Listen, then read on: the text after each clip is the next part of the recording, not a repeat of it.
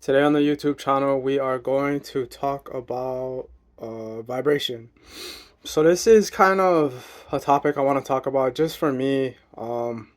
This is kind of what I'm going through. So I've noticed just recently with the fasting and kind of just um, coming out of the storms that we just had. So we had some rainstorms, some high winds. It's kind of uh, there's flooding and stuff, not where I am at particularly, but roads were closed, and it was just kind of a high anxiety situation. So, I want to talk about keeping your vibration high, but also in terms of fasting and like on the health conscious side of it too. So, I realized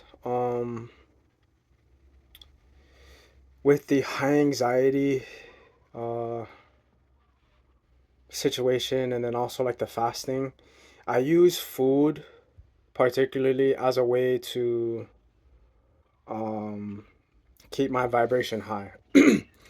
So, what does that really mean? So, what I'm talking about is um, when you eat food, your body produces dopamine. So, that's the high vibration that I'm talking about. The vibration of feeling good, happy, even just maybe fulfillment, full. So, staying in that vibration um, by, for me, using food. You can also do this with, I've talked about some other things as well, dancing, movement, depending on your type of work. If you work a desk job, a lot of people, they don't really move around as much. And if you watch a lot of inspirational speakers, like I've noticed this in Tony Robbins, he just had a seminar, online seminar. It's also in person, but I saw the online part of it. But a part of the his speech was he was talking about uh, his experience and how he became a motivational speaker. But he used techniques of getting people in high vibrations by getting them to move. So, if you're sitting down for a long time, your body gets more in a relaxed, rested state. So, to supercharge your energy and also your mindset, you can get them to move. And that's what he actually did. He got them to stand up, he got them to kind of shake out, dance a little bit, interact with the people around them. So that instantly raised the vibration of the room. Um, you can also do this with narrative as well. So, like framing, he framed the whole um, the whole talk, or at least this segment of the talk, it was more of his experience. So he said this is when he was younger, so that he set the frame like, okay, this is his younger. So there's a distinguishing factor that most likely he had learned something. And then that's when he kind of took them on an emotional roller coaster to um, engage the audience. Just techniques like that. Um, I mean, you can look them up, but also learn along the way as well. How to engage people, even things like this with the YouTube or just talking in general. And then that's also a part of like life coach. I'm a life coach, so knowing people's personalities, how to get them involved, how to get them to take the action and go after their dreams. So what motivates people, things like that. But so for me, another one is also action, movement. I have a tambourine and drums I use that I like to play. I like to um, listen to the different sounds, but also add the movement. So I'm the one hitting the tambourine or the drums. So there's a action required to get the different sounds, which I like.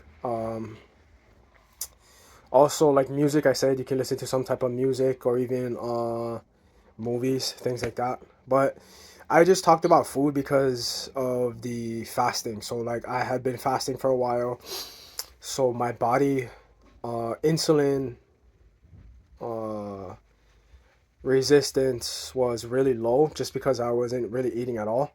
I would be drinking liquids to flush out the system.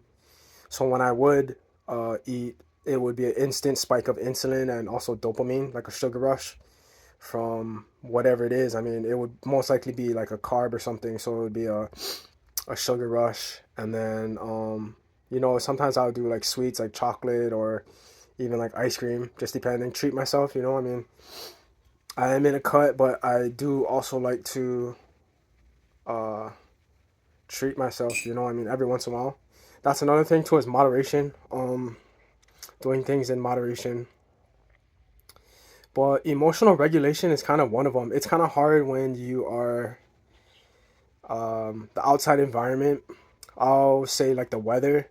So we just got out of winter. For some people, winter is depressing. You got to stay inside. It's really cold outside. Depending on where you are, it snows. There was a lot of storms. So in those situations, you can supplement with lights like vitamin D or take supplements. But also, like I said, doing the things that kind of make you happy and keep you high vibrational. So what works for me might not work for you. You kind of have to figure out what works for you, and then also know your triggers. So, like I'm an emotional eater, so I really need to watch. I relate that back to when I was a child. I think, like a lot of other people too, like when I would cry as a baby, I think the first thing my mom then would think is that I was hungry, so they would give me the bottle, and then I think that stuck with me probably for longer than I would have liked it to. But I've done a lot of shadow work. That's considered shadow work. You're just looking at the conditioning that you have. Your triggers are never gonna go away, so they'll always be there. Just being aware of them can help you regulate your responses and your emotions as well. So I watched a video. I think I shared on Facebook. It was talking about triggers. I forget. Oh, it was Chase Hughes. I think one of the videos on my Facebook, but he's also on YouTube. That's what it was. It was a link on YouTube. So go check that out. It's probably within the past couple of days I shared it. He has a lot of good information as well. But yeah, those are kind of the things that I'm really focusing on and trying to master right now is emotional regulation, keeping high vibrational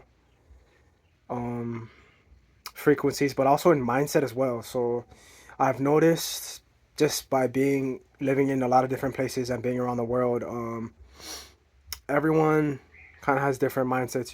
It's kind of makes sense, but there's also a lot of limiting beliefs that people have, depending on where you are, where you live. It might be not impossible to do something, more just impractical. But then it's you have to be careful with that because just because it's impractical, that doesn't mean it's, like I said, like not possible. If that's what you want to do, then do it. This especially okay. So I'll relate this to the terms of creating and entrepreneur. There's going to be a lot of times where people just don't resonate with your vision, and if you're, I would say, spiritual, because I'm spiritual. I'm not religious, but I do believe in God more in the sense of higher power. So if you believe that God has given you a vision, and you really think that He just gave it to you to fulfill, then it's kind of your. It's like He gave you a little baby, you know what I mean, to take care of and nurture, and pour into your energy, time, and have it grow into whatever you want. Maybe it's a painting, or maybe it's a business, or whatever it is. He gave you the idea, so stick with it no matter what other people say. So I've kind of dealt with that a lot throughout my life, just because I've done things that I've wanted to do, and that wasn't necessarily the norm of what everyone else was doing. Especially now, branching off and starting my own business. I've had my own businesses before, you know, so it's not really new, but it's a state of kind of starting over and then getting the word out again. So just in those instances, just be very careful because, like a lot of people say, is if they haven't gone after their dreams or they gave up on theirs, they will more likely try to get you to give up on yours. Just because if you succeed at what you're doing or whatever it is, it kind of makes them look at themselves forcefully. Like they will have to look at themselves and see that they possibly could have done whatever they wanted to do, you know? So just be aware of that. And then frequency.